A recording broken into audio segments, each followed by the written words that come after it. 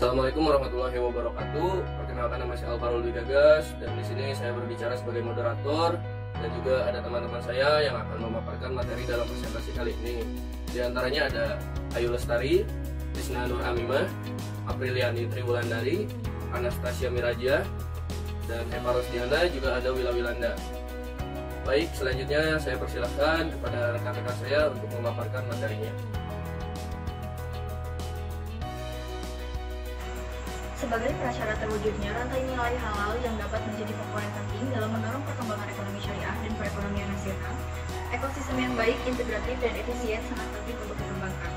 Ekosistem tersebut juga harus mampu mendukungkan seluruh komponen inti dan pendukung industri halal dari hulu ke hilir. Sistem pendukung ini adalah sebagai berikut. Pertama adalah literasi. Ini adalah upaya menggugah kesadaran masyarakat untuk membiasakan hidup dengan mengonsumsi produk halal. Kedua, sumber daya manusia atau SDM. Pengembangan ekonomi syariah pasti membutuhkan SDM yang berkompeten. Ketiga adalah riset dan pengembangan. Bagian ini merupakan keharusan karena hasil penelitian menjadi pedoman untuk mengembangkan ekonomi syariah pada masa yang akan datang. Keempat adalah fatwa, regulasi, dan tata kelola. Fatwa muncul karena adanya kegelisahan dari masyarakat terkait sebuah persoalan. Regulasi dihasilkan oleh pemerintah dan wakil rakyat dengan mempertimbangkan pendapat berbagai pihak yang terlibat di dalamnya. Kondisi global dan nasional. Tingkat kesadaran publik merupakan aspek penting dalam mengembangkan permintaan industri halal yang akan mempengaruhi isi penawaran. Pengembangan SDM serta riset ekonomi syariah, pengalaman Malaysia dan Uni Emirat Arab dapat menjadi referensi utama untuk diterapkan di Indonesia. Malaysia merupakan negara mayoritas muslim dengan populasi lebih dari 30 juta jiwa. Beberapa hal penting terkait perkembangan SDM dan riset ekonomi syariah di Malaysia adalah sebagai berikut. Yang pertama, memiliki institusi pendidikan tinggi yang menawarkan program S1 sampai dengan S3 pada bidang studi ekonomi syariah. Yang kedua, memiliki lembaga atau pusat riset nasional yang fokus pada ekonomi syariah dan mendapatkan dukungan kuat dari pemerintah. Yang ketiga, memberikan pendanaan untuk meningkatkan kualitas dan kuantitas SDM. Yang keempat, memiliki berbagai lembaga sertifikasi profesi terkait ekonomi syariah. Dan yang terakhir adalah link and match yang kuat antara perguruan tinggi dengan industri. Halal Industry Development Corporation atau HDC pada 18 September 2006 yang menjadi koordinator dari seluruh aktivitas industri halal di Malaysia. Sedangkan Uni Emirat Arab tengah mengadopsi visi baru yang disebut sebagai Vision 2021. Data statistik menunjukkan bahwa perkembangan sosioekonomik Uni Emirat Arab berasal dari startup teknologi dan UKM, yang juga berkontribusi sebesar 60% dari GDP lainnya. Selain Malaysia dan Uni Emirat Arab, ada pula beberapa negara dengan mayoritas penduduk muslim maupun non-muslim yang memberikan perhatian lebih terhadap perkembangan ekonomi dan keuangan Islam dengan cara mendirikan program studi khusus ekonomi dan keuangan syariah. Beberapa negara tersebut yaitu Turki, Thailand, Inggris, dan Australia. SDM di Indonesia memiliki kualitas yang cukup baik walaupun masih jauh tertinggal dari negara-negara lain. Menurut data dari The Global Competitiveness Index tahun 2017, salah satu faktor penentu kualitas sumber daya manusia yaitu pendidikan dan pelatihan. Indonesia hanya berada di peringkat ke-64 dari 134 negara yang menunjukkan masih rendahnya angka partisipasi sekolah menengah, angka partisipasi sekolah menengah atas, kualitas pendidikan, kualitas kurikulum, kemudahan akses internet di sekolah, dan pelatihan-pelatihan yang dapat meningkatkan soft skill dan hard skill. Berikut adalah grafik 7.1.1 merupakan data jumlah penelitian di semua bidang menurut ACI Micro pada 2017. Terhitung jumlah total publikasi sebesar 75.220 pada semua bidang. Indonesia menempati peringkat 52 dari seluruh negara yang terdaftar di ACI Micro. Dan berikut adalah gambar 7.1.2. Dari data tersebut tampak bahwa pertumbuhan paten Indonesia tidak signifikan dan cenderung stagnan dibandingkan negara ASEAN lainnya.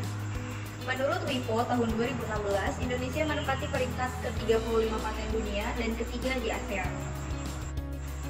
Terkait dengan pengembangan ekonomi syariah, secara nasional aktivitas litbang halal juga masih sporadis dan tidak menjadi bagian utama dalam pengembangan industri halal. Produk halal diharapkan tidak hanya memenuhi prinsip syariah sehingga lolos sertifikasi halal, tapi juga perlu memiliki standar kualitas. Hal ini diperlukan untuk memberikan branding bahwa halal tidak hanya dikonsumsi muslim, tapi siapapun karena produk halal menandakan kualitasnya diakui banyak orang.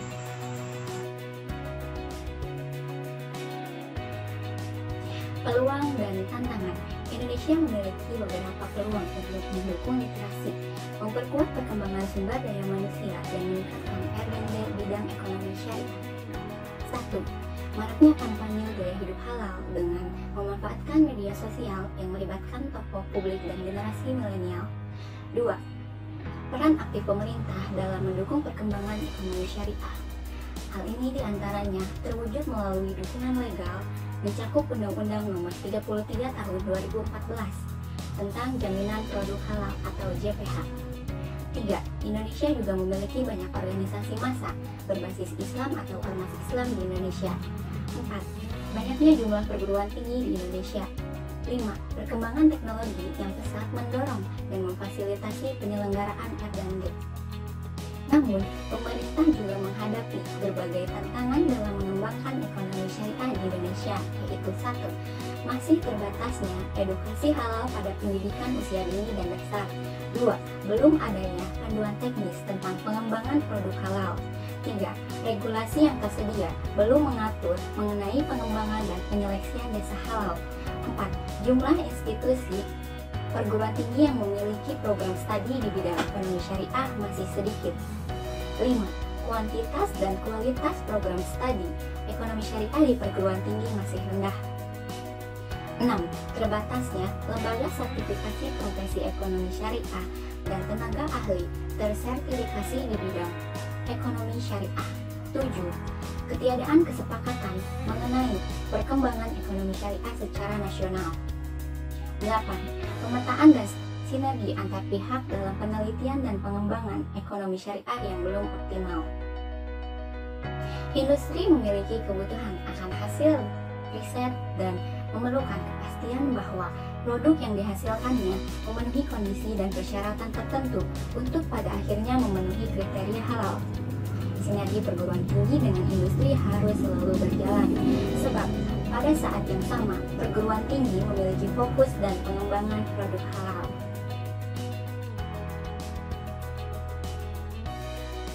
Strategi dan program. Berdasarkan keseluruhan analisis peluang dan tantangan di atas, menyusun rencana aksi untuk mengembangkan literasi SDM serta riset pengembangan dibagi ke dalam 8 strategi khusus. Strategi-strategi tersebut secara umum mencangkup pembinaan SDM dalam industri maupun lembaga pendidikan integrasi dengan teknologi, pengembangan platform baru seperti Halal Center, pusat data serta industri dengan berbasis riset. Strategi 1. Peningkatan efektivitas dan keterlibatan para pelaku industri ekonomi syariah dalam memperbaiki kualitas SDM. Strategi 2. Peningkatan kualitas dan kuantitas SDM pada lembaga pendidikan berbasis ekonomi syariah. Strategi 3. Peningkatan kualitas SDM pada lembaga sosial atau sosial keagamaan ekonomi syariah. Strategi 4. Peningkatan kualitas dan kuantitas pada SDM keuangan syariah. Strategi 5. Penguatan halal value chains industri halal dengan teknologi industri 4.0. Strategi 6. Pembangunan halal center untuk mengembangkan industri halal yang terintegrasi. Strategi 7. Pusat data dan sistem informasi nasional yang dapat diakses oleh semua pelaku ekonomi industri halal. Strategi 8. Pengembangan SDM kerangka regulasi dan produk industri halal yang berbasis pada riset. Kondisi global dan nasional. Beberapa badan pembuat standar internasional meliputi. Yang pertama, IAO, IFI, Accounting Auditing Organization for Islamic Financial Institution, telah menerbitkan 100 standar di bidang syariah, akuntansi, audit, etika, dan tata kelola keuangan Islamik internasional. Yang kedua, IFSB, Islamic Financial Service Board, didirikan pada tahun 2001 dan berpusat di Kuala Lumpur. Sampai tahun 2017, IFSB telah menerbitkan 27 standar, prinsip-prinsip panduan, pedoman, dan catatan teknis. Yang ketiga, IIFM, International Islamic Financial Market, beroperasi pada tahun 2005 dan berpusat di Bahrain. Institusi independen yang fokus pada pengembangan pasar modal lokal, terutama di wilayah organisasi negara-negara Islam, dan untuk memberikan dorongan melalui peningkatnya untuk keuangan etis di seluruh dunia.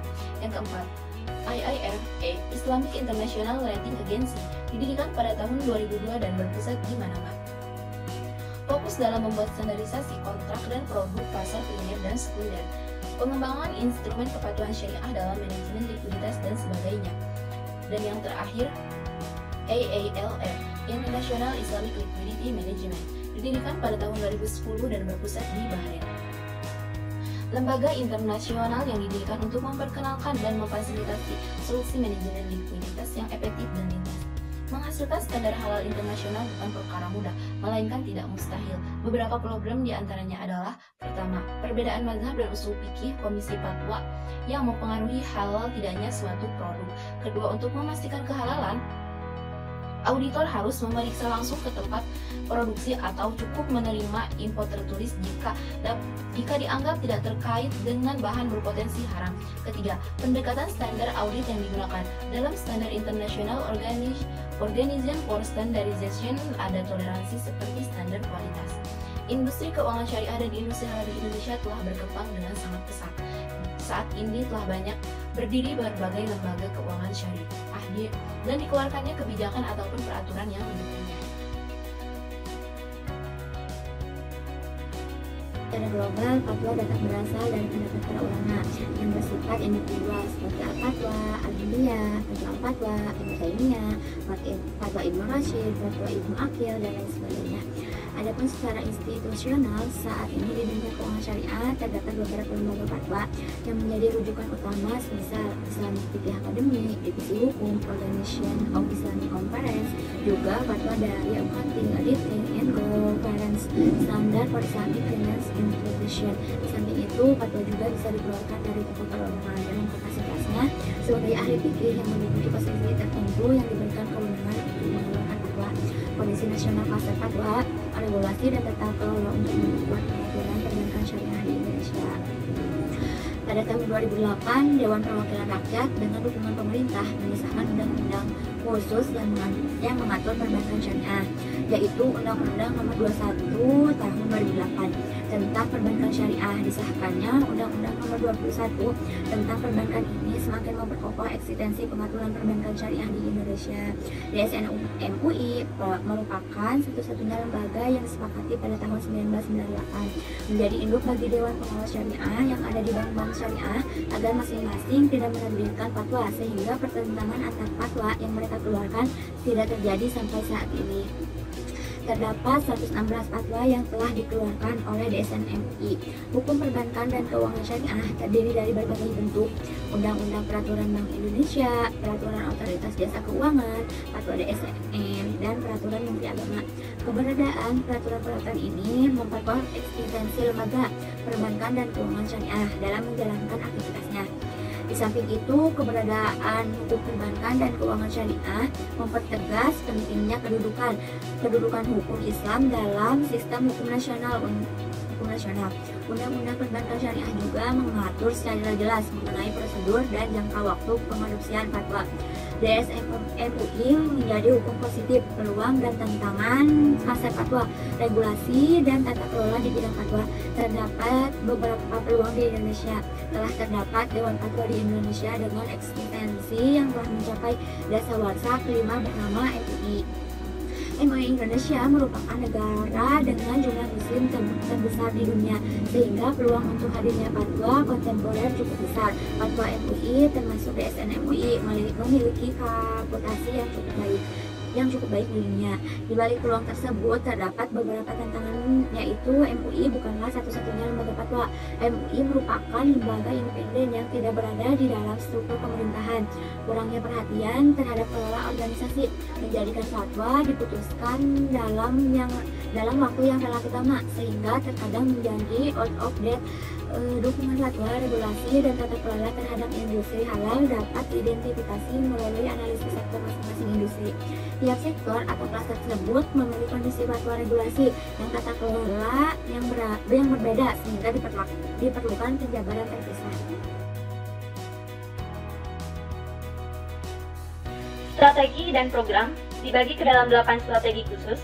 Strategi-strategi tersebut secara umum mencakup regulasi induk terkait ekonomi syariah secara umum, pengembangan industri keuangan syariah, pengembangan industri halal, dan hal-hal yang berkaitan dengan cross-linkage dari sektor real dan keuangan.